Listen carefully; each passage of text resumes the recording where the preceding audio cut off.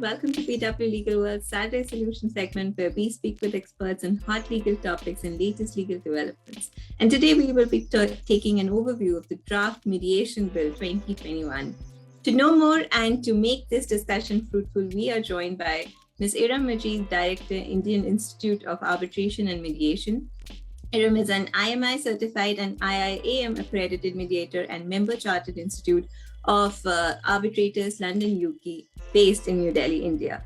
We also have with us Ms. Mumtaz Bala, partner economic laws practice. Mumtaz is a partner in the arbitration and dispute resolution practice of ELP. She is an AOR with the Honorable Supreme Court of India with over 13 years of experience in the field of litigation and dispute resolution. We have also with us Mr. Jeevan Ballabh Panda, partner Ketan & Co. Jeevan is a partner in the Dispute Resolution and Employment, Labour and Benefits Practice Group in New Delhi office. He brings with him about 12 years of experience in advising on complex commercial civil disputes and arbitrations, both domestic and international. Again, we also have with us Mr. Tarun Jain, partner BMR Legal, a tax controversy and litigation expert. Tarun leads BMR's initiative in the area of GST customs and trade practice. And I am your host, Ashima Ori, managing editor of PW Legal World, who has the honor of moderating this August session. Experts, once again, a very warm welcome to all of you and to our audiences joining us across various platforms. So let's dive right into the conversation with our panelists. Panelists, finally talks of a legislation to promote, encourage and facilitate mediation, especially institutional mediation for resolution of commercial disputes, enforcing domestic and international mediation settlement agreements, thereby giving effect to the Singapore Convention, a legislation to provide for a body for registration of mediators to encourage community mediation and to make online mediation as an acceptable and cost-effective process. How important is this standalone mediation law? Would you say the much-needed gap in ADR can now be plugged? We'll start with Mumtaz. Thank you, Ashima, and thank you, BW World, for this opportunity. So I have a slightly different take on this. According to me, I think it's just adding to the conundrum because mediation is supposed to be a very informal process. Parties are supposed to, out of their own volition, explore if there's a possibility of a settlement or not. While the Singapore Convention, obviously, India is a signatory to the convention now, so India has to bring in a law. But the point is, how often is this mediation explored? We do have informal references to mediation in various legislations, and the process has been kept very, very informal so that there's no pressure on the parties because the India operates as a very different jurisdiction as you compare to other jurisdictions across the world. For instance, if you talk about the European Union, there a pre-litigation mediation or a mediation during the pendency is highly sought out by the parties also, because the idea is that litigation becomes really, really expensive. In a place like India, unless it's a very, very matrimonial or a very smaller dispute, the parties are really not very, very keen to explore mediation at the pre-litigation stage, at least.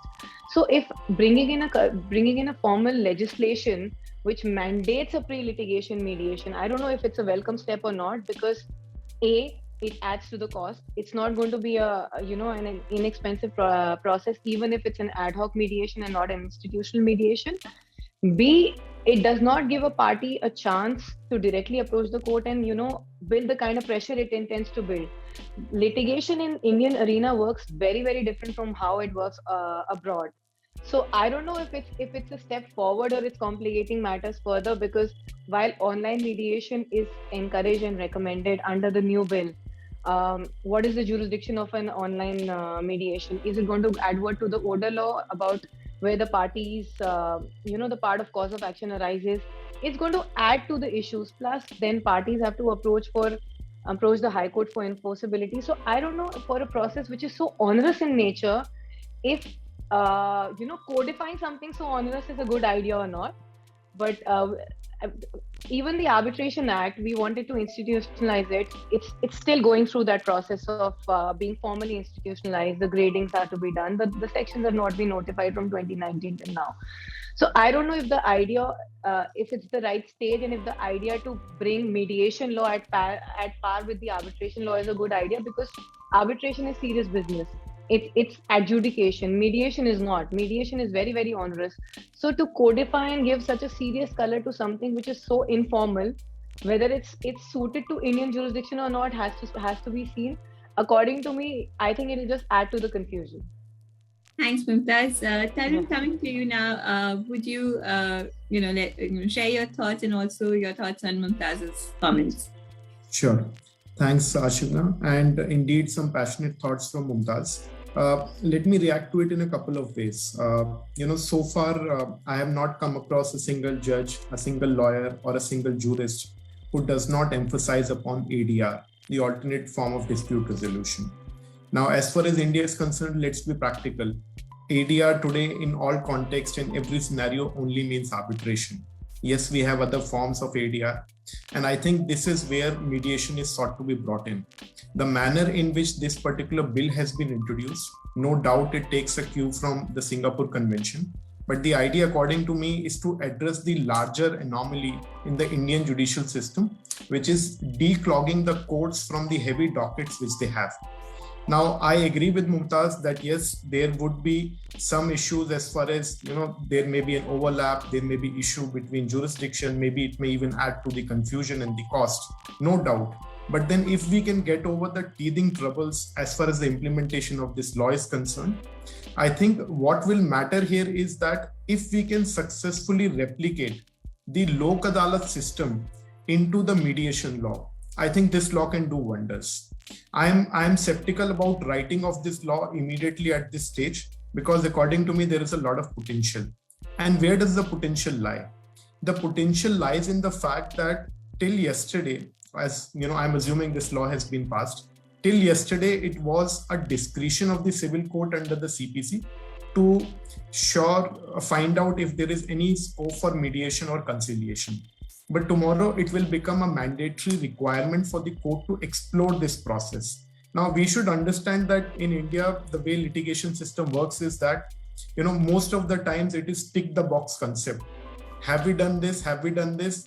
If no, yes, please do it and then immediately rush to the court.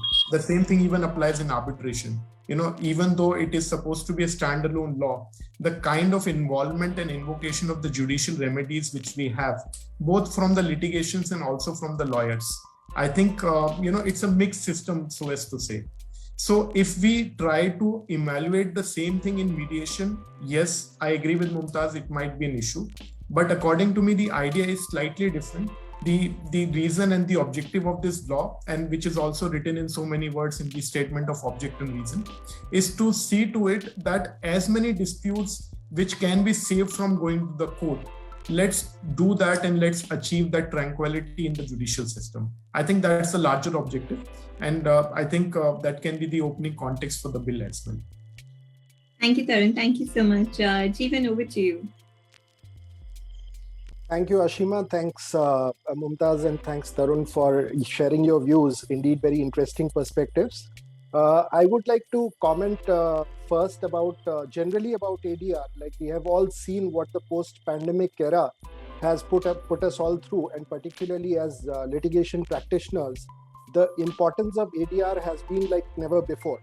And the same has been also reiterated by the former Chief Justices, like, for example, Justice Bobde in one of the FICCI conferences remarked that it's high time that we have to treat ADR not as a tier 2 mode of dispute resolution. Similarly, we can refer to or draw inference from one of the 2019 judgments of Justice Sikri, where while adjudicating a motor accident tribunal case, specifically remarked that it's high time that we should have an independent mediation law in India. Now, typically, as we have seen, even by giving the example of arbitration, it took us several decades to mature as a jurisdiction, and still there is a long way to go compared to the other matured jurisdictions like Singapore, UK, etc. Since the 1940 Act, the 1996 Act, we made significant progress with reduced judicial intervention, but that was still not enough. And the 2015 amendment particularly, and the 2019 amendment to the Arbitration Act, we saw significant progress with the proactive judiciary backed by legislative intent. Drawing inference from the arbitration experience, what I would like to say is that even in mediation, until now, mediation has been existing in the statute books, not only in Section 89 of CPC, but also in various other legislations. For example, the MSMED Act or the Micro, Small, Medium Enterprises Act mandates conciliation under Section 18. But as Tarun rightly mentioned, it's mostly a tick in the box for us. And we often see writ petitions being filed challenging arbitral awards under MSME Council, wherein conciliation process mandatory has not been complied with. Similarly, I also do employment practice, I have seen Industrial Disputes Act, particularly the conciliation process. It's a farce, if I may use the term with respect. So if that is the case, unless and until there is a legislative backing, there is lack of seriousness, particularly in the Indian scenario, is what I feel. So therefore, the mediation law is much needed. Of course, there are confusions and conundrum, as rightly Mumtaz has pointed out, and there are overlaps, particularly considering the Arbitration and Conciliation Act, the chapter specifically dealing with conciliation, and Section 4 defining mediation to include conciliation. So therefore, these confusions are going to be there. Even in the arbitration context, till today, we debate about venue, seat, etc. And the debate continues. And with some judgments coming here and there, and it continues. So therefore, it may take some time for us to still mature and accept mediation in the mainstream dispute resolution. But the moment we have a legislation in place, there is credibility in the process. There is seriousness amongst both litigants as also lawyers alike. And we obviously need trained mediators, and that is the need of the hour. And should not be mechanically appointing retired judges or lawyers without enough experience in having mediation. So that mindset has to change. And in fact, one particular suggestion I would like to give on the bill is that it should not be confronted with the same stereotype of having a number of years of experience for a retired judge or a lawyer to be a mediator, to act as a mediator. So therefore, youth has to be encouraged for conflict management. Dispute is much a later stage. So if you are able to resolve conflicts at its nascent stage, then we are limiting the scope of a dispute. And that way, in the longer run, we can develop the entire ecosystem so as to reduce the burden of judiciary and overcome the tardy and cumbersome procedures that we have or we often face, both as litigants as also as lawyers in our traditional court system. Thank you, Jeevan. Thank you so much. Iram, coming to you on everyone's comments and also your thoughts on the bill. Thank you so much, Ashima, Mumtaz, Tarun, and Jeevan for your deliberations. And see, I've been blended with the ADR and the person, and we were there as a committee member also who drafted this bill. But the bill which has been come up is not the same exactly what we have given our, our work into the bill. And even recently, ministry has also invited certain comments on the bill, and we had a meeting with the ministry and we had given certain suggestions. But before going to the suggestions and what I feel that it should have not been there in the mediation, I would like to say that the process of the mediation in the country so far is not a structured framework or separate legislation we don't have. So until now, it is not allowed the process of the mediation to grow, flourish, cater to the needs of the people, of the legal system, and by way of reducing either the backlogs cases or receiving the recognition it deserves. So that is what, because of we were not having a law, it was not given a due recognition. Despite the fact that the Section 89 was amended and it only governs the process of mediation through the court referrals, there was no provision to govern the private form of mediation, right?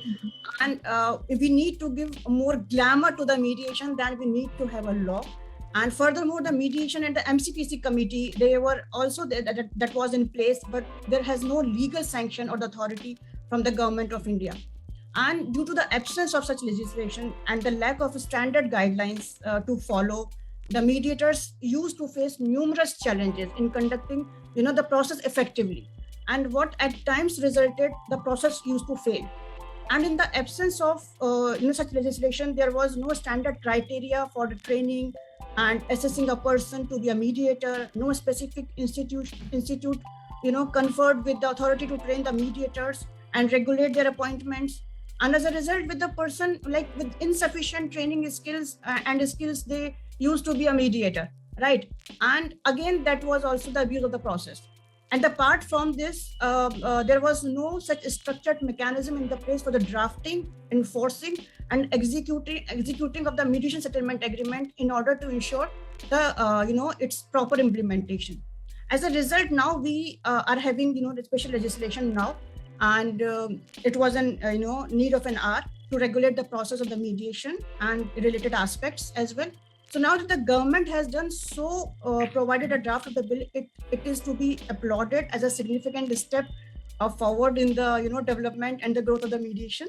The bill addresses all the concerns and not only provide the flexible provisions as a set of uniform rules, but it also truly preserves the essence of mediation.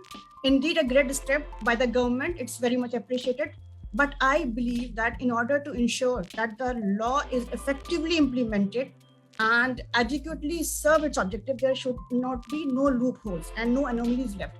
But if you see the present bill, it has a lot of loopholes, it has a lot of anomalies.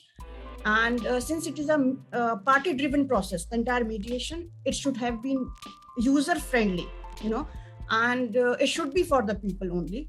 And if you see the entire bill, it will change the entire jurisprudence. It will be a very historic event when the date this bill will come. But it should have been effectively implemented. Another thing is, if you see the arbitration, if you compare with the arbitration, 1940, the first arbitration. After that, 1996, 1995, 2015, 1990, 2021 ordinance. After so many years, we are still in the trance, still, we are having a lot of amendments in arbitration. So what is the purpose? The purpose was, and the reason for having so many amendments was that once the act was not being drafted effectively. So if we will come again an ineffective draft on the mediation, then it will take 10, 20 years to be in place. So that's what my problem is, that we welcome this, because we were in dire need of mediation bill. But the thing is under Mediation Act, but the problem is there should not be so much of loopholes. And we are experiencing in arbitration. So we should use those experience in drafting this bill. So those problems should not become again and again, and we will be having a draft which will be ineffective again. So that's Absolutely. Yeah. Thanks, Ikram. So I think we have diverse views from the panel, but all hinged on the fact that what is going to be the efficacy of the bill is going to decide how important or how it plugs the gap. So we have a few questions coming from our attendees, which we'll take towards the end of the discussion. So attendees, please keep the questions coming. Now I will, we'll try to get into the language of the bill and start with Iram here again. Let's just understand from you, Iram, the role of the mediator. We'll take a few concepts before we go through some of the other aspects of the bill one by one with all of our experts here. But can we have from you your thoughts on whether it's a restrictive definition of a mediator, or how would you have liked the role of the mediator to be defined in the legislation? Iram, could I request you to unmute, please? Yeah. See, the role of mediator has been given under Section 18, right? So, see, in Section 18, if you read as a whole, Section 18, the role of mediator has been like we are using compromise. So that the mediator is there to compromise between the parties. See, we in the trainings, we are training people, telling them again and again that mediation is not a compromise, it's a win-win situation, it's a party-driven, and the party will come up to the winning solutions. It's not a compromise. Compromise is something I win more and you win and I lose, something like that. But mediation is win-win and the collaborative practice. So how these kind of words will be there, in the role of mediator. Section 18 itself is a very, very negative. And if you read it as a whole, it says that, the word compromise is there. And another thing which I said, it's reducing misunderstanding. If you read it, it says the role of the mediator in facilitating mediation. The section used term reducing misunderstanding, exploring areas of compromise. See, first thing is reducing misunderstanding can be, should not have been there, because in mediation we have no place for negatives. If we start with the negative, we end up with the negatives. If we start with the positive, we end up with the positive. So instead of reducing misunderstanding, we can use the we can create understanding between the parties. So why you are using misunderstanding? And another thing is you are using exploring the areas to compromise. See, it's not for the mediators. It's not the role of the mediator to explore the area. He has to assist the party to explore the areas for advancing solutions and all.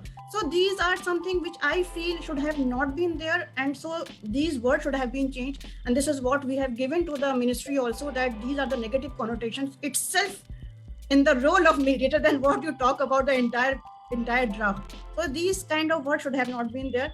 And if you see the definition of mediator, it says a mediator was the person who has to be enrolled or on the panel of the council.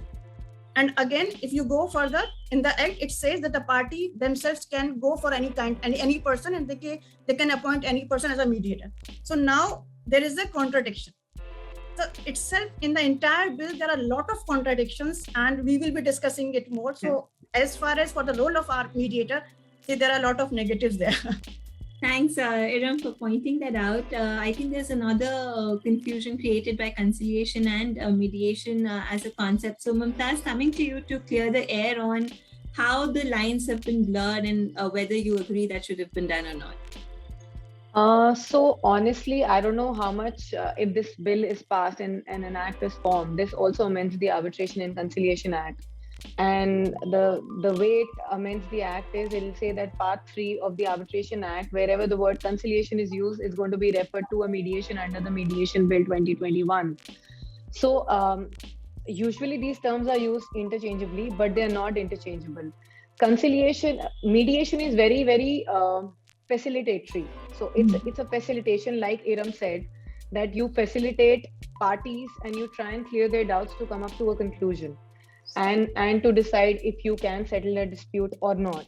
While conciliation, there's a thin line of difference which says it's not just facilitatory, it's also intervening, it's also suggestive, it's also offering solutions which could be legal in nature. It could also be drafting points, a conciliator could even draft points coming out to offering a solution to the parties.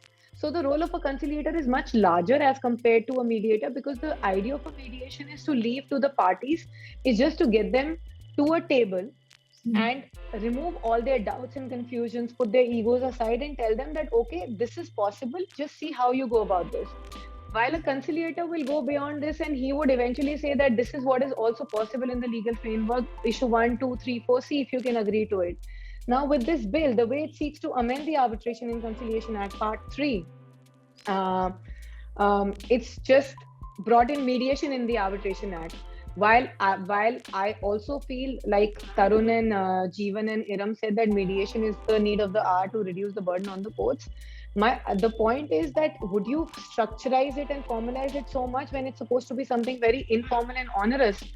And by taking away the conciliation thing and bringing in mediation in that also, are you just removing the thin line and making it a one-way process, which is a mediation process, where a mediation settlement agreement, while enforceable as a decree of a court, is the final solution, but it takes away the power of a mediator to come up with legal solutions and be in form of an intervener. While both the processes are very onerous, there can be no forcing either by a conciliator or by a mediator. But this thin line, according to me, has been erased by this mediation bill. Yeah. Thanks, Mumtaz. Jeevan, bringing you on the same concept, what in your experience will now change for MSMEs and the industrial disputes that you mentioned in your opening comments? As I said right at the beginning, that it has always been, even I'll also take the example of in any arbitration agreement. Typically, whether it is a PSU agreement or even between private players, typically you won't find any commercial contract these days without having an arbitration clause. And even arbitration clause is preceded with a condition precedent of either negotiation, conciliation, or mediation. So as Mumtaz said, it has been used interchangeably, but there is a thin line of difference. Now, in view of this change, now essentially that thin line has been completely erased. So therefore, all these statutes, whether they use conciliation, mediation, are they going to follow the same practice and procedure which has been prescribed under the Mediation Act, or the practice which has been prescribed as per the Arbitration and Conciliation Act, the concerned chapter? So now that is, and if that be the case, then the concerned chapter of the Arbitration Act itself was sufficient. Then what was the need for a standalone legislation? So that is the confusion which it has sought to create. Apart from that, for example, there are certain other aspects also in terms of confidentiality. The scope of confidentiality by a conciliator was already existing in the relevant provisions, to be specific, it's section 75 of the 96 Act. That was already there. Now, for example, for the first time, the bill has provided for audiovisual recording. That is something which is strange, considering the fact, and why I say it is very important, because party autonomy and confidentiality goes to the root of ADR mechanism. That is one. Secondly, you are basically, whether it is an arbitrator, conciliator, or mediator, they have a very strong responsibility, because as we say that with great power comes great responsibility, they are basically substitute to judges, because you are determining rights and obligations of parties. So therefore, your role as being independent, impartial, and fair is very critical and goes to the root of the matter. And the reason why we as a jurisdiction, we have not matured, whether it be ADR practices is concerned, is because the lack of confidence. Like the mindset has to change. That the moment a judge sitting in a court with that formal setup is adjudicating, that acceptability of that practice is there, the traditional court system. Whereas when it is an informal setup like in an arbitration or a mediation or conciliation, that lack of seriousness both from litigants as also from lawyers is there.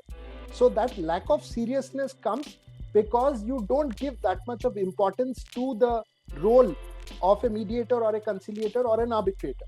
So therefore, we have to go that extra mile, extra step has to be taken to reinforce the confidence and inspire confidence in the minds of the litigants that here they are to solve your disputes in a cost-effective manner without you having to suffer the rigmarole of a litigation process. So that confidence somewhere is lacking. And therefore, these provisions which Iram rightly highlighted about Section 18 of the bill, it goes a step backward rather. When you are talking about compromise, typically as in an Indian jurisdiction, litigation, if you see 80 to 90% of the litigation is more of an ego fight and it can be easily resolved. Except, of course, there are complex commercial disputes. Those are exceptions. But most of the disputes which can be actually mediated and use ADR mechanism to settle. So therefore, you can actually reduce substantially the burden of the judiciary.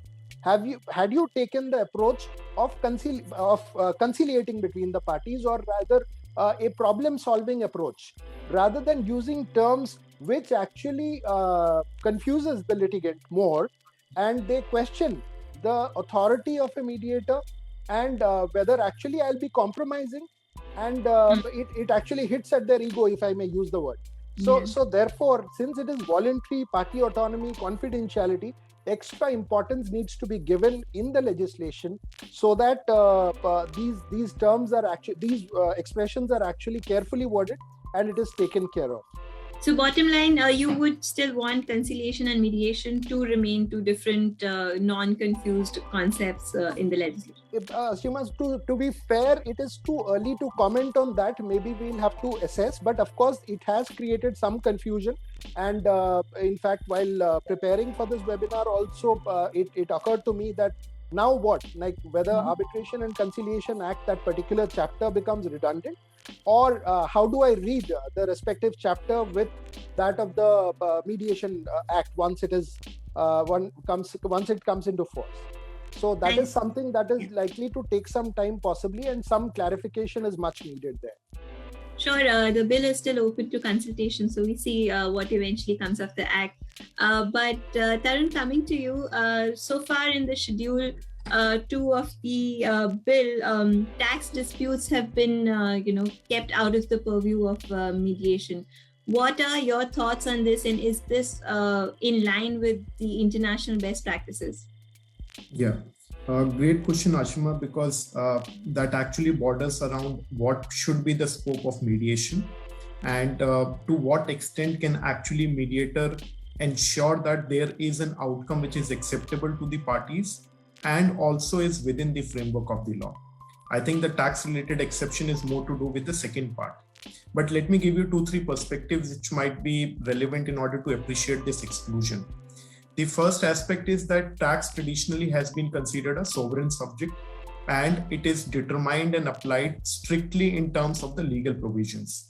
There is no discretion so as to say either you are within the framework of the tax law in which you have to disburse the tax, or you are not. So therefore, there are no dotted lines here. They are straight red lines. Once you cross that, you have to pay the tax. Therefore, the scope of mediation here becomes a bit less, unlike other commercial disputes where it is within party autonomy and also within the negotiation capabilities of the parties to agree to pay something or disagree to pay something and waive off their rights. So that's the first aspect. The second aspect is, despite having this framework of the sovereign aspect in tax, it is not unlike that tax is totally militant to the concept of mediation. In fact, what we have seen world over is that, especially in developed countries today, there is a tendency whereby the idea is to bring the taxpayer and the tax officer on the same table, see if there are vehement points of disagreement, in which case it might be better determined under the traditional dispute settlement mechanism. But if it is relating to the interpretation of the tax law and both the sides agree that yes, there is a scope for determination and there is a scope for ambiguity, negotiated settlements are an order of the day in the developed countries as well. So therefore, there is a scope in order to ensure that not every tax dispute goes to the court and it can be answered in the ADR process. Now, let's take the case of India. In India, traditionally, tax has never accepted ADR, except that in certain cases, especially for avoidance-related issues, we had the concept of settlement commission. Now, settlement commission broadly was that if I am a tax evader and I go and accept my tax liability, then the commission is empowered to give me certain waiver from penalties or prosecution, criminal prosecution, etc. So this was the limited framework of settlement under the tax law. I think in the current framework today, even that has been taken away because the law has become so stringent that there is no scope for a person to evade the tax law and then still claim immunity. They have to pass through the legal framework as it applies to everyone.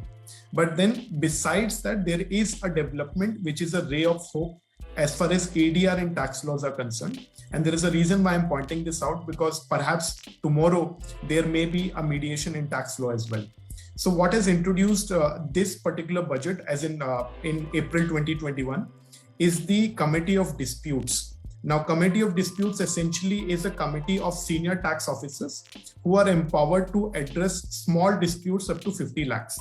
Now, basically what will happen is there will be a discussion between the taxpayer and the tax officer, and there would be a possibility to see to it that this tax dispute should not go all the way right to the tax adjudication up to the Supreme Court. The idea is to see that how much tax liability can be waived or how much it can be accommodated. And I'll give you a very practical example why this particular scope is possible to be brought within the settlement framework. So take, for example, you have a taxpayer who has taken a position based on the judgment of a high court. Now, tax department in most cases would say, okay, this is a high court, but we have not accepted the high court judgment. We are continuing to litigate, and unless the Supreme Court decides, we will not waive our right to this particular tax amount. In this case, both are right. They both are basing it on the legal position. But look at it from the commercial perspective. As far as the taxpayer is concerned, if he chooses to litigate, he has to litigate all the way over for himself in the tribunals, in the court, and then finally in the Supreme Court. As far as the tax department is concerned, because the judgment is in favor of the taxpayer, they cannot collect the money at this stage. They have to wait for another good number of years. Ultimately, when the issue is decided in their favor, they will get the money then. So they are losing interest in that matter as well. So therefore, the dispute committee can bring about a mechanism whereby they both can agree that yes, this part of the tax demand is correct, this part is not, and therefore we go for a negotiated settlement kind of a concept. Now, why am I hopeful that this will possibly open the door for mediation? The reason being that tax law in most advanced countries today does not work on a trigger happy tax officer.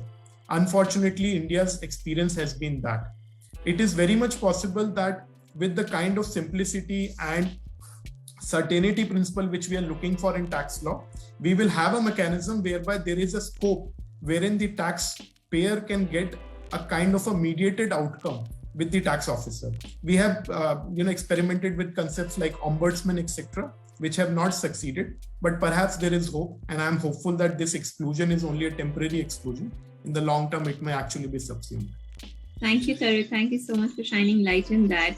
We'll come to some of the other concepts of the bill one by one to our experts. Before that, Iram, coming to you on Section 6 of the bill. This is also one of the questions by attendees. The pre-litigation mediation being made mandatory. So the bill actually says it mandates parties to take steps to settle disputes by pre-litigation mediation before filing a suit or proceeding in courts or tribunals, irrespective of the existence of any prior mediation agreement. Now, what does this really mean, and how does this practically play out? Ashima, one thing you have to understand that what is the purpose of entire legislation. The purpose of legislation is to provide to give a nudge to the parties to understand that what mediation is. See, suppose if we will not make it mandatory, so the parties will not be able to understand what mediation is. They will be happy to be playing with the mud. They will not go to the tub and bath, So that is the practice which they will be doing. But one thing is there. Let's see. You have to understand the purpose. The purpose is like it's mandatory, right? But mandatory is like, if you have a horse and the horse wants to, you will take the horse to the water. That is the mandatory. But whether horse will drink the water or not, that is the voluntary for the horse. So if we are making it for the law is there for the mandatory provision for the pre-litigation, that is something which is giving you a benefit so that you can use it, and mediation window will be created at every stage. So you can go and you can use it. If you are not happy with that, it's not binding per se. Mm-hmm. You can leave it any point of time. So what I feel here, the legislation intent is only to provide the mechanism for the parties to understand that what mediation is and how useful and fruitful it will be for the parties if they will be going for the, cutting down all the hassles in the court, and they will be going to the mediation process itself. And that will be so helpful for them. Many times, parties are not aware. See, when I am doing mediation, parties are not aware that what mediation is. For the very first time, when they come and they realize, oh wow, ma'am, it's such a good process, why we are in the court, why we should not have used the pre-litigation mechanism. And now I am seeing that there are a lot of cases which are coming for the pre-litigation.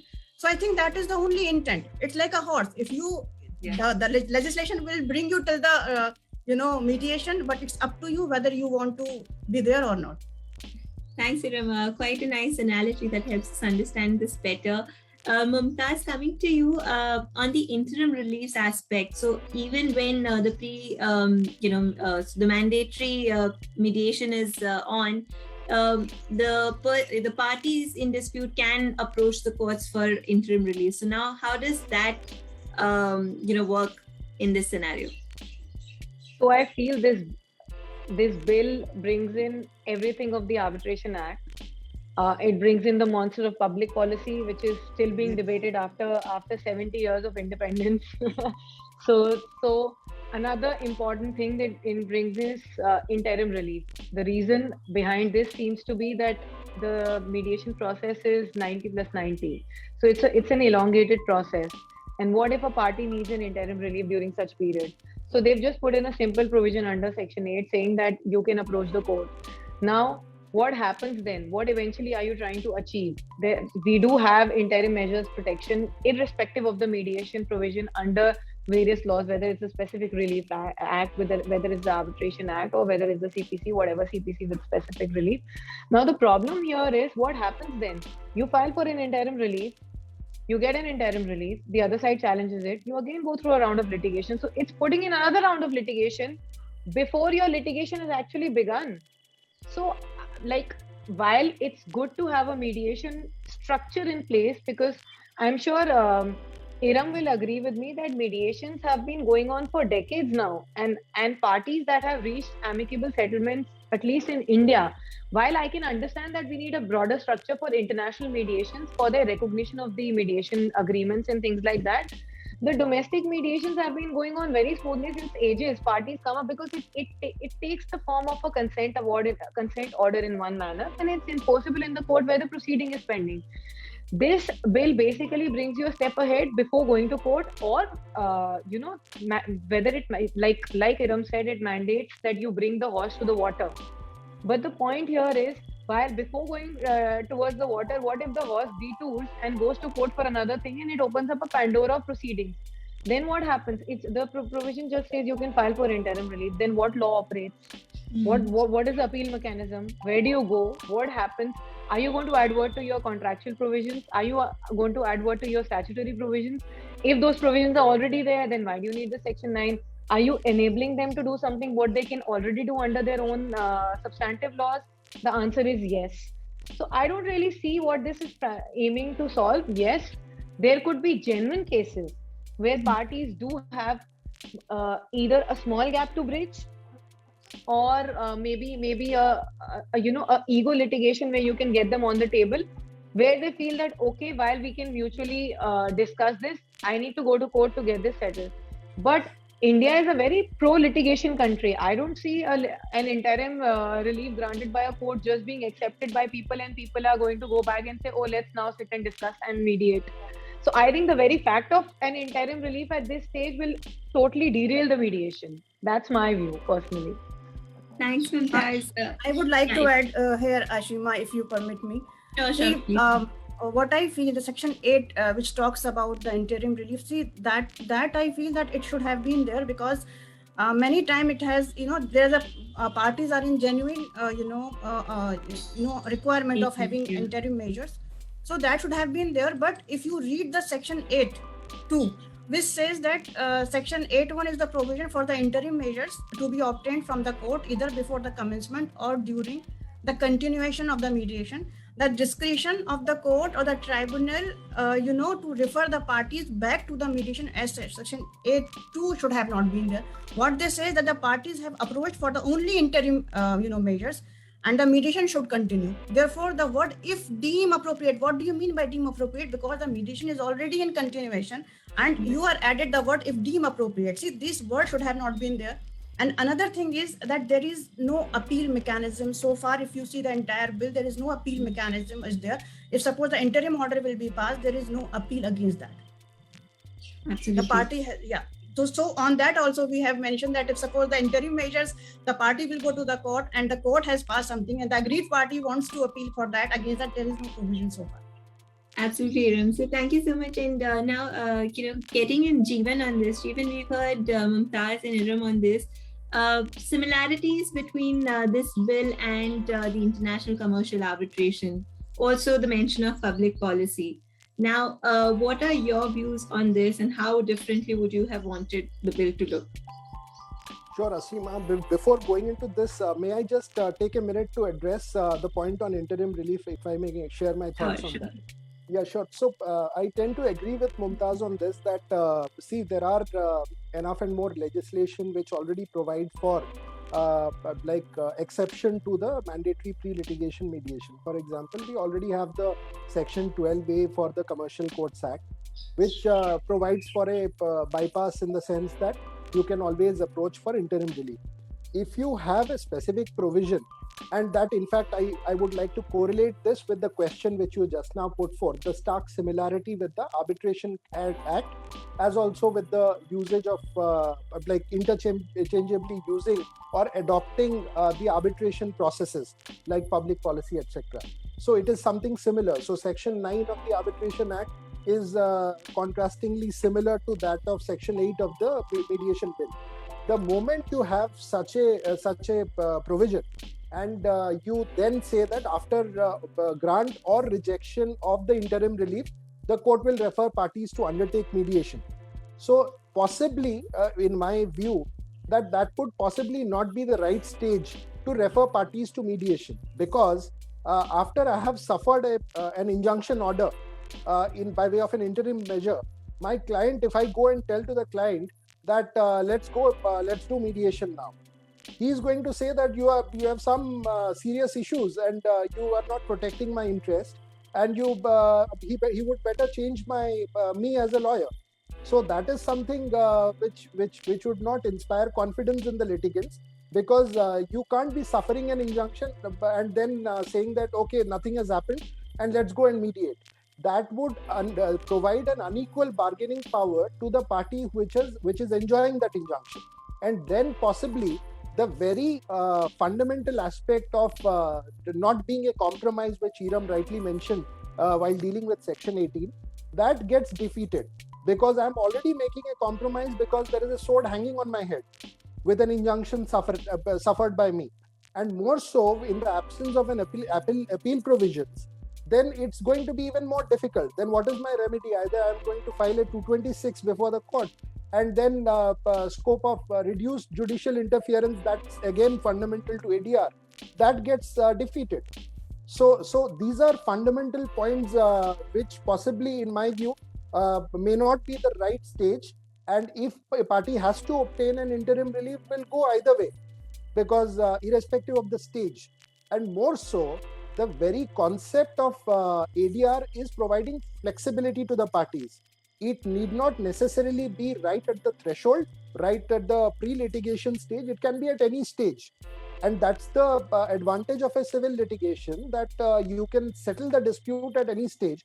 And at the cost of, even though I'm a disputes lawyer and I should not be saying this, but I would always espouse the cause that amicable resolution is the best form of dispute resolution. There is no better substitute. ADR comes next, and then of course the traditional form of court litigation. So amicable resolution, it need not be through formal channels of any ADR also. So therefore, if you are introducing ADR mechanism, it can be done at any stage. But if you are having provisions for interim measures, then it possibly defeats the very objective, and you already start in the back foot, and therefore it becomes slightly difficult to get both parties at the same level at a win-win situation, which is the basic objective. Now, coming to the aspect of the similarity, of course, there are many other provisions like challenge to the mediation settlement. There also there is an omission, if I may use the word, of a party impersonating the other party, and the impersonated party does not have a remedy, because the challenge procedure is limited to either of the parties.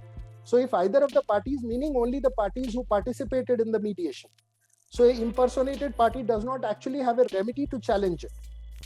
So that is something, one serious issue which I feel. Similarly, again, one more important aspect is that they use the word commercial dispute when they talk about international commercial. So it seems to have just verbatim lifted the use of word international commercial arbitration when one party is abroad. So I'll just give a hypothetical situation here. Like, for example, you are mediating a matrimonial dispute with one party, say, is an NRI or sitting abroad, and the other party is sitting in India. So possibly it would give the color of an international mediation. But if you use the word commercial dispute, matrimonial dispute need not be a commercial dispute. So are you not restricting it, or are we too much influenced by the usage of word commercial arbitration and just verbatim adopting it for the purposes of mediation? So there appears to be slight non-application there on the part of the legislature, that you have adopted the Arbitration Act to some extent and have not cared that there are exceptions in some. It need not necessarily be a commercial dispute, and the scope of adjudicating disputes through mediation is much wider as compared to that of an arbitration. On this very point, I would also touch upon the aspect that there is usage of word shall in section 7 and schedule 2, where the word used is may. So there is again a confusion as regards whether it is mandatory for all disputes to be non-mediated, it cannot be mediated, or it is just a discretionary provision.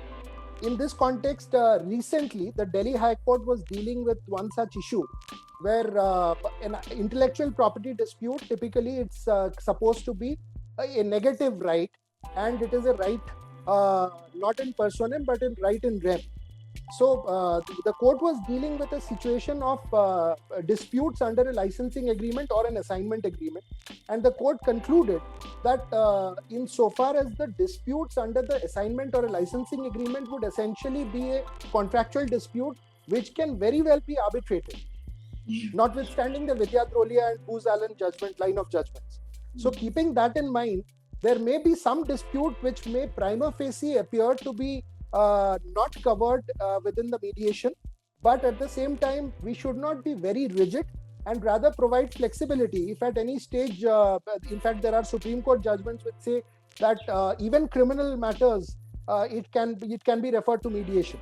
So therefore, why should we cabin or be so rigid about the scope of mediation when the objective is amicable settlement of disputes?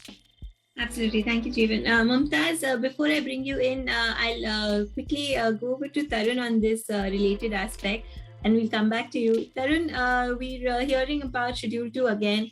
Other than also in your opening comments, you mentioned the intent, of course, of the legislation is to bring in as many kinds of disputes into the fold of mediation. What are your thoughts on this? Could we have from you some practical aspects of the kinds of cases best suited for mediation? And, in your experience, how would that come out for other sorts of disputes? Sure. So, Ashima, I think the framework of the law needs to be appreciated here. Let's take a step back here. We are right now debating upon the draft bill. Let's just imagine for a moment we are not debating on it, and we are the policy framers who have to prepare this bill. Now, what is our idea? Our idea is to provide an empty formality whereby everyone should necessarily pass through mediation. Our idea is to provide a workable framework where as many disputes which can successfully be mediated and concluded happens, and then rest obviously will go to the court. Now, this requires a lot of varying choices, complex variables to be examined and appreciated. Now, possibly there is a compromise even at the policy level. And that's why there are concepts like an interim release in a mediation settlement, and obviously the other aspects which have been pointed out here today. Now, what I feel is that the legislature is taking the first step towards, number one, formalizing the mediation concept, and number two, providing a framework. Now, we should all, appreciate it very well that this bill is not a bill which provides for a substantive obligation or a substantive entitlement vis-a-vis mediation. This is just a procedural framework. How it succeeds, whether mediation works well in the country, will depend upon two or three persons and institutions, if I can call it. The first is obviously the Mediation Council of India, which will set the regulations and which will ensure as a working institution that mediation actually happens. And then the most important variable in this entire concept of mediation is the mediator himself or herself. Now, the entire onus and responsibilities on the mediator. Now, why is this important and why am I highlighting in the context of Schedule 2 carve-outs? Now, mediator right now, we are imagining is a person who has trained expertise to bring two people on board and to ensure that they speak and they resolve their differences. Yes, I agree that there is a thin line between conciliation and mediation, but this is important because we are not envisaging a mediator as a subject matter expert. And this is the reason why I believe there are carve-outs in Schedule 2. Now, you have matters like patents, copyright, investigation before the Competition Commission, SEBI matters, insurance matters, all of these have been carved out. They are carved out for one reason, that these are complex legislations which have an elaborate structure and you also have a regulator. And simultaneously, these should also not be subject matter of decision by way of mediation. These are best resolved at their specialized levels. But as far as the mediator is concerned, mediator is not a subject matter expert. mediator is an expert in ensuring that the parties do not travel to the part of litigation and they resolve it. So if you ask me what is the overall theme, that is the overall theme. But yes, you can look into the individual ingredients as far as each of the exclusions are concerned. Now, I really picked up from one point which Jeevan mentioned, that there can be mediation even in criminal matters. I was just reading and I found there actually is a scope to do that. If you read the fine print of Schedule 2, it says that non-compoundable matters are excluded from Schedule 2, which basically means that, smaller disputes, relatively those disputes which are against private parties, not large disputes which are against the state as such, they can still be settled. In fact, we have seen there are so many orders passed under 482 in which High Court quashes is saying that this criminal matter has been settled between the parties. So yes, the overall theme is that the whatever can be reasonably expected to be resolved in mediation is finding place within the act, and rest has been taken outside Schedule 2. But you will also see that there is an omnibus provision towards the end whereby the government can notify. So perhaps in the working experience, the government will find that, what all are the other avenues which can be examined vis-a-vis their coverage under mediation law. Yeah. Absolutely. Thank you, Tarun. Also, it happens to be a not exhaustive list, an inclusive list. So, Mumtaz, coming to you, you had a point to make. Over to you. Yeah. So, I was wanting to respond to Jeevan's issue on shall and may. So, the idea to exclude, according to me, the idea to exclude under the section seems to be that these disputes shall be excluded. But the word used may in the schedule is for a purpose, according to me. So the reason is while non-compoundable offences usually are not settled, but there is an inherent power of the High Court. So if the parties settle their disputes, which in even your Schedule 2, the first offence that is mentioned is forgery, which is also non-compoundable. So while it specifically mentions forgery, it also talks about prosecution involving non-compoundable offences. Now, while I think the intent behind excluding mainstream criminal offences was to not have offences like offences against human body, rape and murder being settled by mediation. But even today, the law as it stands is for non-compoundable offences, even if the parties want to settle the disputes, they can't get a compounding done. They have to apply to the High Court under 482 in its inherent power. And if the High Court comes to a conclusion that no useful purpose will be solved in view of the settlement between the parties, the prosecution or the FIR or the charge sheet should be quashed.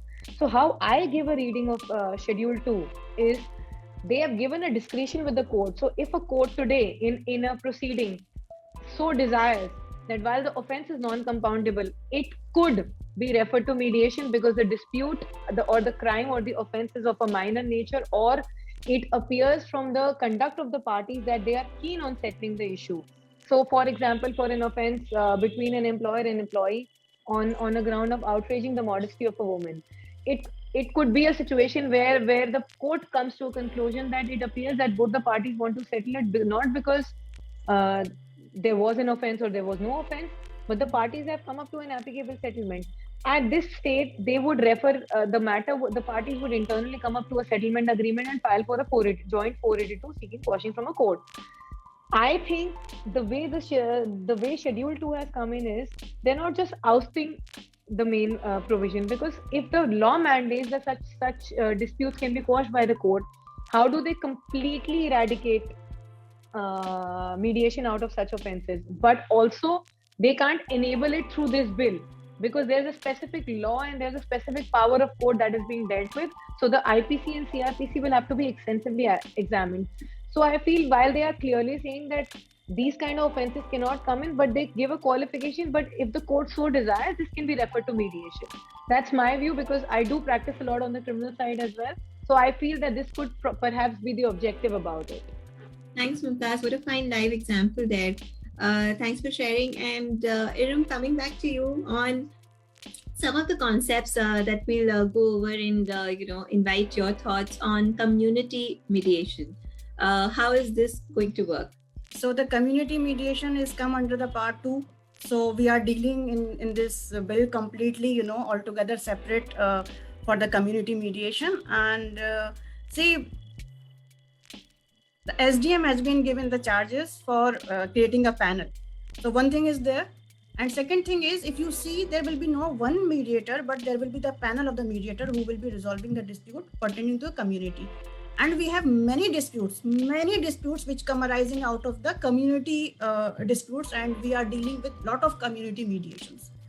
The service providers and the institutions are not the part of the community mediations, though we are doing a lot of work towards the community mediations, like a pledge to mediate and all. We are in the drive of that.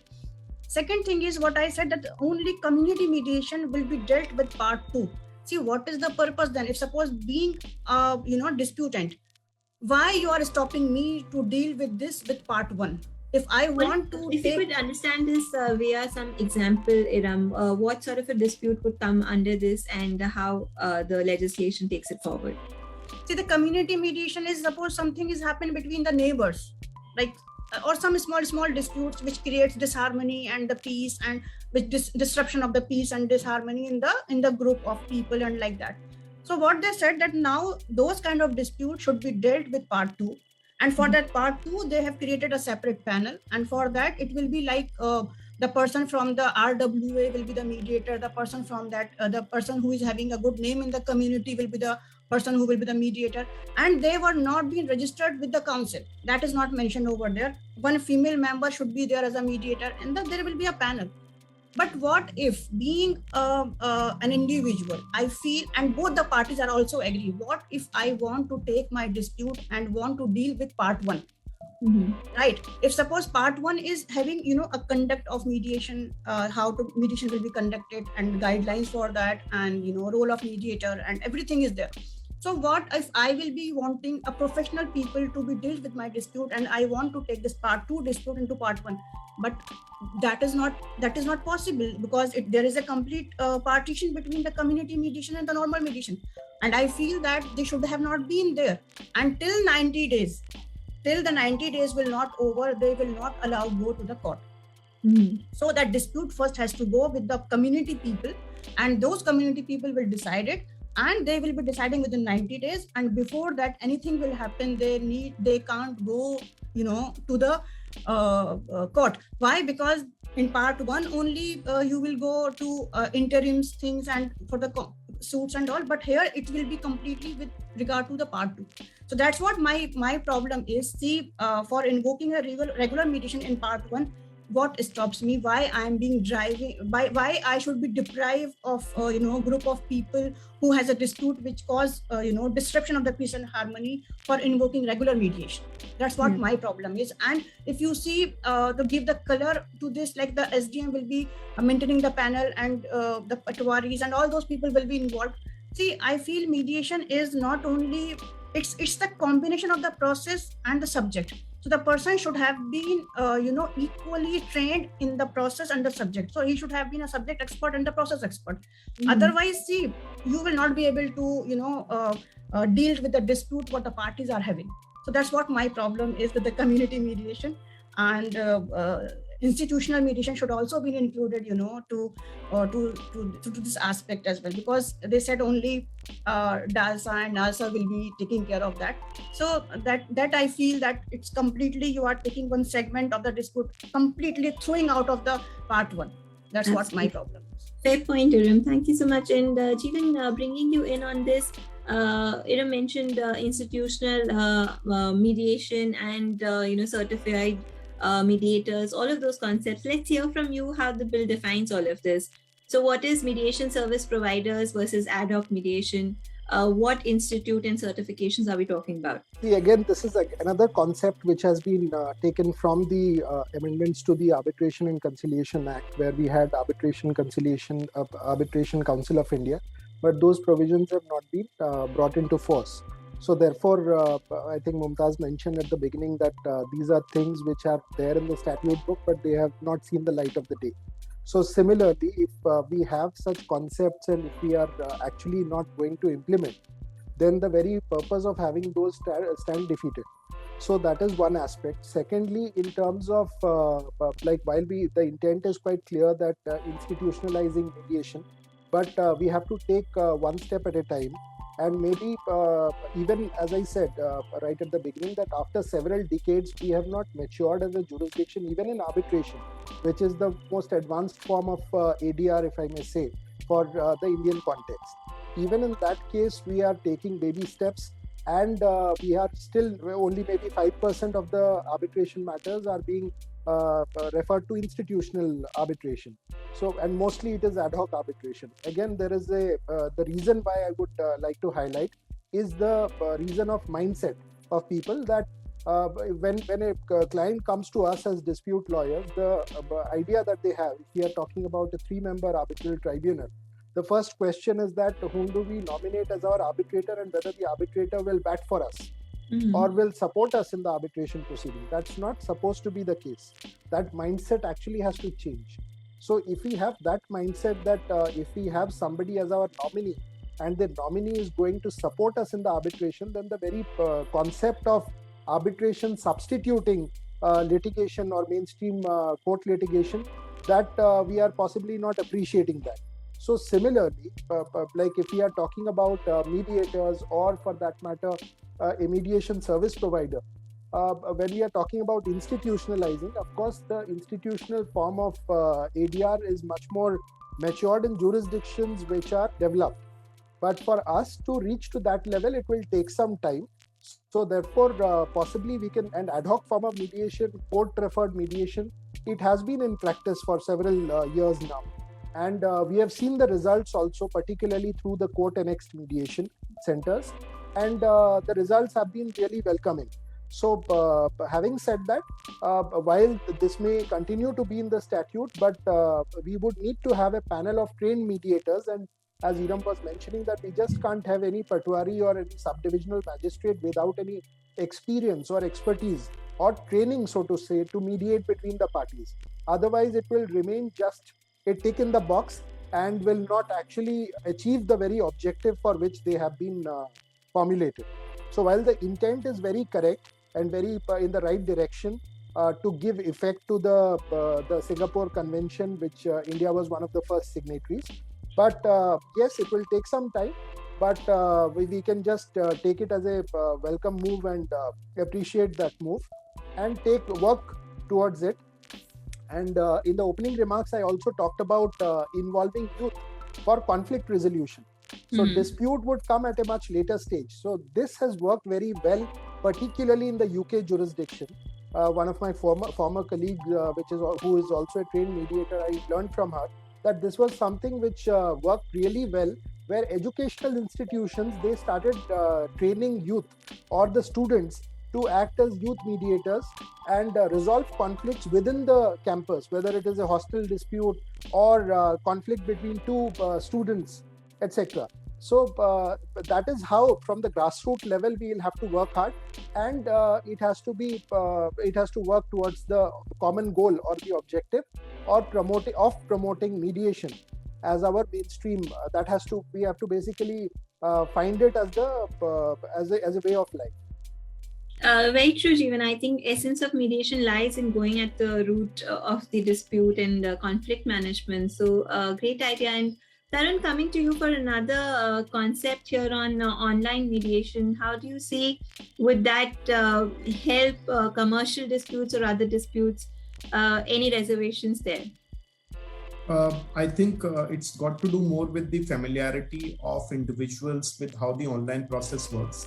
So just to give you a practical example, and we can transpose it even in case of mediation, pre-COVID and post-COVID, how was our attitude and our inclination to accept online dispute resolution mechanisms? Now, before COVID, I could hardly see any lawyer or any judge even seriously thinking of arguing in a courtroom through the online medium. But post-COVID, here we are, virtually every judge and every lawyer, at least thinks in the mind if he is not vehemently opposed to the idea of an online hearing. And I think that therefore it is possible technically.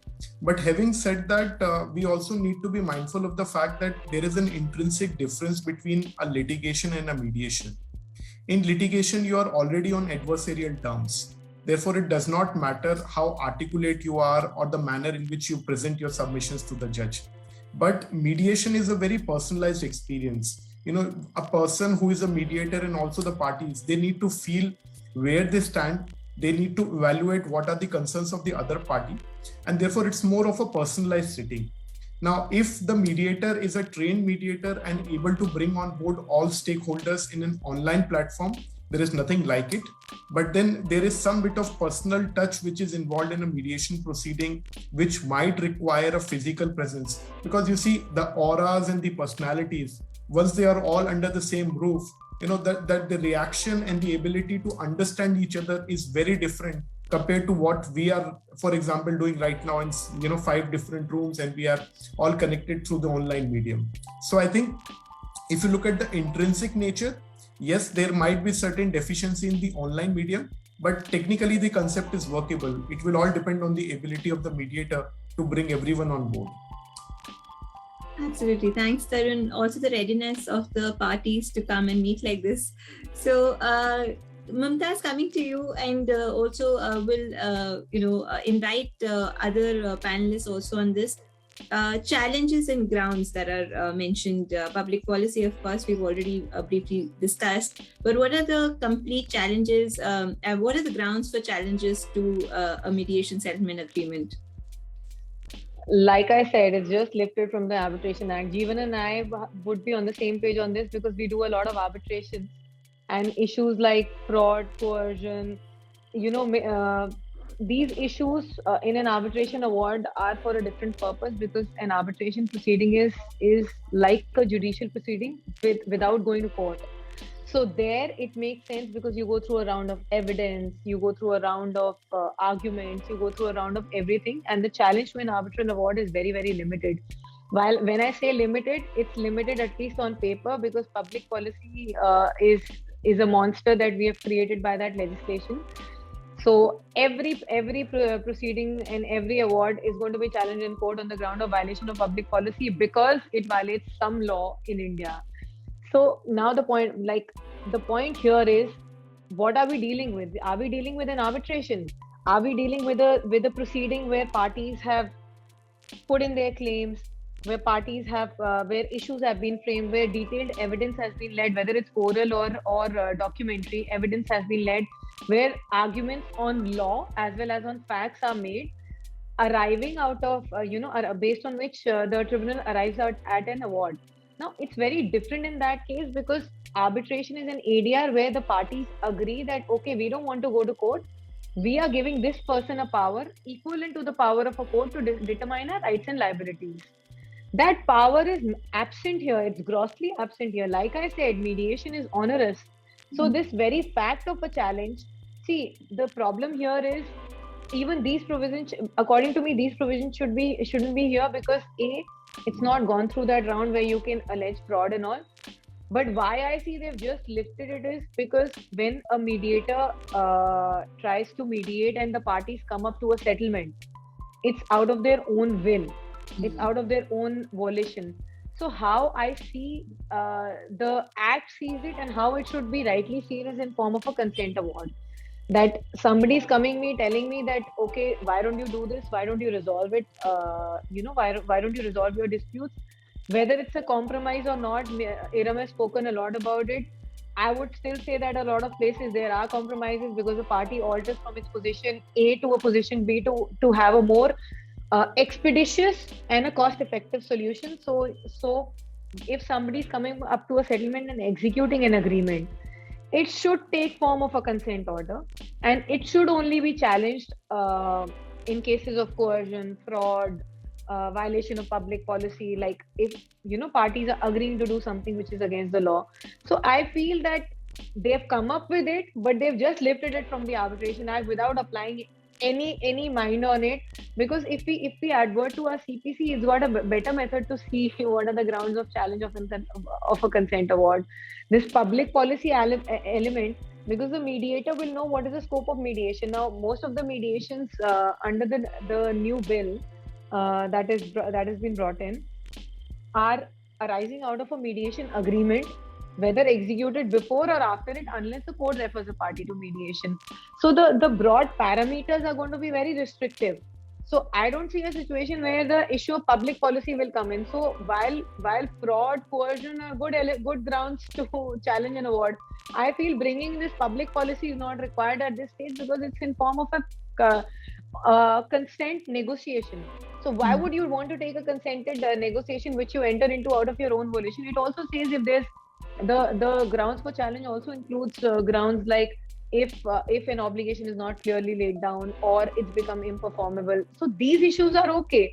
But I feel this monster of public policy that we had created in the Arbitration Act, and we've still been dealing with it, whether it's associated builders or it's the new amendment that is being sought to be brought in, we are still dealing with it after 70 years. I don't think this monster is required in a proceeding like this because A, it's onerous. B, if the parties enter into a consent award, the grounds for challenge remain very consent agreement. The grounds for challenge remain very limited. This public policy is not suited here, is my personal opinion. Yeah, thanks, Mumtaz. Bringing in other experts on this. Iram, coming to you, your thoughts on these grounds. What I feel that challenges and all that is there, and if you see the entire Arbitration Act, so that is what Mumtaz has rightly pointed out, the entire arbitration. See, I am seeing that we are dealing with a new arbitration, like in the garb of mediation. So it's a new arbitration again. So what are the challenges which is been there under Section 34 under objections, which is been imported here as well? And but if you see, the section language of 30. Right. So it's talk about the consent award as well. Suppose if it is a consent award also, then the challenges and the execution 34 and 36 will be applicable in the same spirit. So now come to the mediation. If we say in the mediation that public policy, yes, that is going to create a lot of problem and, for the people. So what we are doing, suppose if we are a mediator and the mediation advocate, so that the time of making the settlement agreement, MSA, mediation settlement agreement. So at that point of time, the great care has to be taken care by the mediation advocates and the counsels, that the term should not be against any provision or any law which is for the time being enforced should be stipulated in the mediation agreement. Suppose if that would have been there, in that condition, what you are going to do? In one of my mediation, that was the condition, not in my mediation, but in the center, there was a problem where the entire property was, given to mother and son, and that said that now son will not have any, say in by the law of inheritance. So by coming up with the settlement agreement, you are stopping the son for claiming the inheritance which is being right, which is provided under, law of inheritance. So that is how, if these kind of terms would have been there, or some other terms which will be hitting, these kind of things. So at that very step, when you are formulating the settlement agreement, that has to be taken care. That should have been the duty of the either institution to have a foreseen to have a committee for going through the award settlement agreement, and that has to be cured there. If we will be bringing up in the public policy altogether in the challenge, then it will open a floodgate, and every settlement agreement will be going again and again to the court for this purpose only. And one thing I would like to tell you again here, that exclusion of limitation here, it's very good point you have mentioned about the challenges and objections. See, if the person who is, aggrieved of the mediation settlement agreement, if they are going for the challenges, that challenge period, when the court will be hearing that matter, either it is 2 years or 3 years, whatever, that period is not been excluded from the limitation. So what will be my remedy after concluding that, if either it will be set aside or it will be confirmed, right? And then what is my remedy after 3 years or 4 years? That is not, the act or the bill is silent on that. See, suppose I'll be coming back to the square one, then I have to file the suit. My limitation will not be saved in this bill. So that's what, again, a problem. Yeah, a good point, Iram, bringing in Jeevan on this. Jeevan, your thoughts? Absolutely, I agree with the last point which Iram mentioned, that on the point of saving of limitation, that is very important, because that is there even for the Commercial Courts Act, that the time that you spend while pursuing a mediation, pre-litigation mediation, that is excluded. So that has to be specifically mentioned to avoid any confusion when the mediation bill actually sees the light of the day. That is one. Secondly, of course, agree with Mumtaz also on the point that it has been verbatim lifted, and it is not necessary, and it's an overkill, if I may use the word. The reason is because it's actually a settlement between the parties. It is not a adversarial or an adjudicatory process. And if the parties agree, it is only then the mediated settlement agreement is executed, and it gets the force of a decree of a court. If it is not happening, if the mediation is not successful, then automatically the parties part ways and they go to the mainstream adjudication process, whether it be an arbitration or a court litigation. So therefore, the scope of challenge is very limited, and even these fraud, impersonation, like etc. These challenges are anyway available, irrespective of, and because those go to the root of the matter, and they make the entire transaction void. So therefore, these grounds would anyway be available to you, and if you are making the provision so cumbersome and making it so onerous in terms of incorporating such terms and jargon, then obviously you are like toning down or diluting the informality of the arbitration process. Yeah. Thanks, Jeevan. Tarun, over to you to weigh in on everyone's comments and adding your thoughts. Well, that's a difficult proposition, but yeah, I would agree that yes, most of the concerns which have been raised are indeed, very practical. Number one, and they come from the experience of the working of similar in other laws. So no doubt they are well positioned. The only bit of variable which I would like to introduce here is that the mediation law is not exactly a replication of arbitration or not exactly replication of a dispute mechanism, because unlike other mechanisms which necessarily have to arrive at an answer either in favor of one party or the other, mediation is not like that. So every arbitration and every courtroom decision will result into a judgment which will determine the rights and obligation of parties. Mediation by concept and by practice is not. Mediation will result in a position of dispute resolution if the parties come on board and they agree. But it is equally possible that the mediation is abandoned because either the parties are not aligned to appreciating what the other parties are thinking, or if the mediator is unable to bring on board the parties which are agreeable to a particular form of a compromise or a form of a mediated outcome.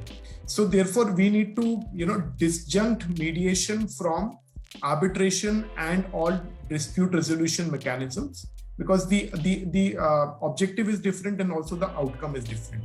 So therefore, yes, the remarks are applicable, but they need to be contextualized in the relation to mediation. That's the first aspect. The second aspect which I wanted to bring was that unlike arbitration and unlike a dispute resolution mechanism, wherein you have successive forums to examine whether the factual finding is correct or whether the legal appreciation of the lower forums is correct, in mediation, it's not so. In mediation, for that matter, there is not even an application of any law. It is an application of the respective claims of the parties and how far the mediation is able to arrive at an outcome in which all the parties go home having accepted what they are looking for or with a compromise in mind. So therefore, what will happen is that the outcome of a mediation will have very limited reasons for a challenge, both factual reasons and also legal reasons. And most importantly, if you would note, the mediation bill which we have, it specifically says that what was discussed in the mediation will never be brought on record.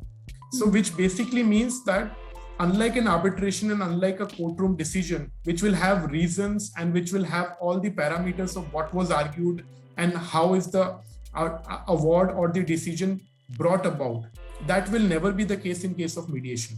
So the ultimately what the court is basically looking at is, they will weigh in the respective contentions and they will weigh in the submissions, but they do not have the advantage of falling back upon a written outcome, either an award or a decision, which happens in case of a mediation, unlike the case of an arbitration. So there are limited aspects which distinguish mediation from arbitration and other forms of dispute settlement. And we should take it as a pinch of salt as lawyers, because, mostly we prefer to deal in the black and white we would like to formulate grounds of appeal, grounds for challenge of an arbitration award in black and white, saying that this is where the party is wrong in the contention, this is where the arbitration tribunal is wrong. But this will never be the case in case of mediation. So this is how the law is intended to work, and this is how it will work. Thanks, Tarun. And I think, a great conversation here. We have another 10 minutes to go. We'll do a round of closing comments with all of you and, take a pulse from all of you on the probability of viability of this process as the bill stands today. Now, would you say that after the discussion, as part of your closing comments, will this also a question from the attendee that, making pre-litigation mediation mandatory can reduce burden on judiciary, which is already overburdened. Now, taking all these thoughts together, what is your last word on mediation as a viable option of dispute resolution in terms of the bill as it stands today, starting with Jeevan? Yeah, thanks, Ashima. If it is as it stands today, then of course I would say that there is still a long way to go. But if we can incorporate suitable changes, then yes, I would definitely appreciate and just take this as a welcome move and much needed alternative in terms of mainstream dispute resolution. So I would say that we have to address the teething issues which we have discussed at some length today, and there may be some other provisions also which needs reconsideration. Now, once those are addressed, before we actually introduce the law, I'm sure that it would be a welcome move, and we can actually aim at achieving the objective of reducing the court's burden to some extent. Particularly, in fact, Tarun mentioned it in course of answering one of the queries, that we have seen in the post-pandemic era as to the limited functioning of courts. And even till today, talking about even giving the example of Delhi High Court, we are having very limited number of matters which are being adjudicated upon on a day-to-day basis. So keeping this in mind, it would any day be a viable alternative to resolve disputes in a cost-effective manner without going into the tardy and cumbersome procedures of a litigation, and trying to resolve the dispute in a cost-effective manner. And to the extent that is possible, then I think that should be exhausted before actually you jump into the mainstream dispute resolution. So definitely with changes, yes, definitely I'm in support of having the mediation done. Thanks, Jeevan. Mumtaz, coming to you. So Ashima, I think while Jeevan has made an interesting point that with world going virtual, and our High Court is still not taking normal cases, it's only taking urgent cases of 2021 this year. So while it will take the load off, I still feel, laws are there, laws will be there. Implementation of laws is the main point. And whether a new law that is sought to be brought in, as it stands today, does it add to the confusion or does it enable something? So if you ask me as a lawyer, I feel that mediation can anyway be explored. By making pre-litigation mediation mandatory, I don't think we've had a step forward as of today, because I also feel that in most of these disputes, parties have had multiple rounds of discussions before they approach court. And by insisting on mediation in a bill by way of a law like this, which gives you interim relief also, which is another round of litigation now. In arbitration and interim relief litigation is another round of litigation which spans over a year or two at times. And your entire arbitration mechanism is supposed to last a year plus 6 months. Plus six you can say, but technically a year. So in situations like these, would you want to bring in another bill which is supposed to be very informal? I feel that let formal things be formal and let informal things be informal. We'd rather have a structure in place, like Iram said, that you should have qualified mediators, you should have the right person advising the parties, because the role is very, very enabling and facilitatory. So by bringing in legal provisions like challenging the settlement agreement, mediation settlement agreement by way of a public policy argument, or by giving a right of an interim relief. Now, as far as the concern about somebody getting their life, their right extinguished by against a right which exists by operation of law, any agreement contrary to law is void, and Indian Contract Act is an exception to the mediation law. So I don't think we specifically need all these provisions. So I feel that if there's something so informal is working so well, courts refer the matter for mediation, even matrimonial disputes, property disputes, arbitrations.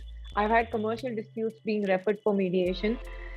I feel that till a robust law, see, we can't have a watertight law in any case because law evolves with society and with practicality. But unless there's a robust system in place, I think it's going to add to the confusion, because the bill as it stands today, while it may be a step in the right direction, is definitely going to add to the confusion, because it's not giving any more enabling powers than the ones available to people right now, except that it's institutionalizing mediation while giving a right for ad hoc mediation as well. Yeah. So I still feel that this law has to be overhauled, just not slightly modified. And if it doesn't get overhauled, it's only going to add to the confusion, because parties are going to be clueless. Like Jeevan said that, what are you going to do if there's an interim relief? Do you invoke Article 226? But then what happens if you don't invoke 226? If you have an arbitration agreement, you go in a 9, then you go in a 37. Like, what are we eventually aiming to attain? There's so much lack of clarity. So if the idea is to institutionalize it, the focus should only be on institutionalizing it. To give it a legal process cover is not the step in the right direction, according to me. Thanks, Mumtaz. A can of worms there. Tarun, breaking from my pattern and coming to you for your thoughts. Ashima, to be frank, I would take the glass half full approach. According to me, there are a lot of positives which we can draw here. And I'll just take two perspectives here to explain that why I think this might be useful. If you just look at the original side litigation which happens in the High Court, you have too many property disputes. You have many disputes relating to cooperative societies. These are basically disputes which can be resolved if people see eye to eye, and all they need to be done is they need to be brought in a same roof, and they need to be told that you guys need to agree to a solution. And I think in 9 out of 10 cases, there will be a solution. Now, second thing which I want to bring about in perspective is the fact that we, I think, are confined ourselves to looking at the tier 1 or the metros. Go down to tier 2, tier 3 cities. There are less complex personalities and the attitudes are very different. Now, I can vividly imagine, a mediator who tells one party, you are claiming 100, what is the least that you are willing to take away? That person says 90, the other person says, I am willing to take willing to give only 80. And the mediator says, take 85. At least you will get 85 today, otherwise you will have to fight in court for next 10 years, 20 years. Please pardon me for making this too simplistic, but this is how the discussion is going to be, because the outcome is to resolve a dispute and to take away whatever is the least you can in a compromised manner. So if we have these kind of situations, especially in far-flung areas which are far away from court, and the parties feel that going to court itself is a tremendous cost. For them, getting to agree in arbitration, in mediation itself is a big opportunity. And that's why I'm banking on the fact that even though it may not be able to resolve the complex disputes or the sophisticated parties who are well advised by lawyers, according to me, it will indeed address the reducing the clogging of the courts as far as the tier 2 cities and tier 3 cities are concerned, where litigation is more taken as a means to avoid getting an answer in most of the cases rather than getting an answer. The parties have this approach, let's go into court, for next 10 years nothing will happen. Those kind of mindsets will change at least. Maybe it's a wrong way to describe the legal system, but unfortunately we have to take note of the ground realities as well. Thank you, Tarun. Fair point. Iram, coming to you for your closing comments, and also how this plays out in terms of the Singapore Convention. Are we, as the bill stands today, are we meeting the international best practices? Any thought on that? First of all, I would like to start with the backlogs, to removing the backlogs and all for this pre-litigation mediation is mandatory. So, see, first thing I always ask to my colleagues and myself also, that why the party, as a user, I'll go for the mediation. As a user, I will be going on the mediation, I'm not taking care of the backlog. I am not concerned with the court pendency. I will be because I want to have a control over the dispute. I can design, I can adjudicate my dispute in my own style. So that is what the first thing in my hand. So that should be choice based. See, if you see the many acts, in the Singapore and Hong Kong, Malaysia, they are providing a choice based, thing. But now if you see the European countries, so recently the European countries are going for the mandatoriness. They are moving toward the mandatoriness. As I told you that going there is the mandatory, but opting for it, going after reaching there is up to you. So that is one thing that is there. But I feel that in the legislation, it should have been choice based. It's my prerogative because I am not concerned with the backlog and all. I could decide my own dispute in my own style. Whether I could go for the first instance there and second instance, this is something I would like to say. Second thing is, if you are asking me about the Singapore Convention. See, Singapore Convention has been signed in 2019, and I was the part of that historic, signature because I was there in that convention when it was signed in Singapore. So, if you see as the New York Convention, 1958. So, New York Convention, since 1958, so far 169 countries has signed it. And if you see within 2 years, 2019 till 2021, 55 or 58 countries has signed mediation Singapore Convention. So that means the parties are welcoming mediation in a great way, right? So, but what if you see today's bill, and if you want to enforce it, those judgments come out from the Indian under Section 28, I must say. So I would like to point out one thing very important, that is very, very important, and we need to understand it step by step. See, Article 13A of Singapore Convention, it says that convention does not apply to the settlement agreement that have been approved by the court, concluded in the course of proceeding before the court, and that are enforceable as a judgment in the state of that court. So any mediation settlement agreement made as a part of the court proceeding or under the court and its proceedings, which has the status of a court judgment, is excluded from the ambit of Singapore Convention. That is the position in the Singapore Convention. Now let's come to our own bill, that is 28.2. 28.2 says that the MSA Mediation Settlement Agreement made under the Act can be enforced in accordance with the provision of CPC and in the same manner as it is the court judgment or the court decree passed by the court. As such mediation which are not conducted in the course of proceeding, which they will be for this, it will be like that. So now the contradiction comes in section 9.4, that where the court refers the parties to the mediation, and that mediation will be that will be like arising out of mediation will be considered as a court judgment, and these MSA will be the out of the scope of Singapore Convention. Let me give you a hypothetical situation. Like suppose you and Mumtaz have a dispute, and Tarun and Jeevan has dispute, and I am the mediator in both the cases. And this is an international dispute, and you directly go to for the mediation. You directly invoke for the mediation, and you come to me, and mediation decided, and settlement agreement there. And one is where you will be going to the court and you will be asking to the court that since there is a mediation agreement, now we want to invoke a mediation. And the court referred the matter to the mediation. That will under section 9.4 will considered as the part of the court, and as it is will be decision of the court and the court judgment. So suppose Tarun and Jeevan wants to enforce it under Singapore Convention, it could not be done because it will considered as the part of the court judgment. And if you and Mumtaz, who has invoked mediation directly without court intervention, so you can go and enforce it as per 13A of Singapore Convention. So that is the problem we will be facing, and we have pointed it out. And I think 9.4 and 9.2 will be omitted because 9.2 is doubling of the interim measure, section 8, and 9.4 is saying that for this that will consider to be the settlement agreement. So that is a very, very grave problem which we are having. And another thing is, like if you see this law, we are in dire need of law. We are in dire need because see, users are not confident with the present situation of the mediation. Since 2005, after Salem Bar Association, court and its mediation is being which was set up, and 18 years so far, mediation has become adult, but the party are not confident.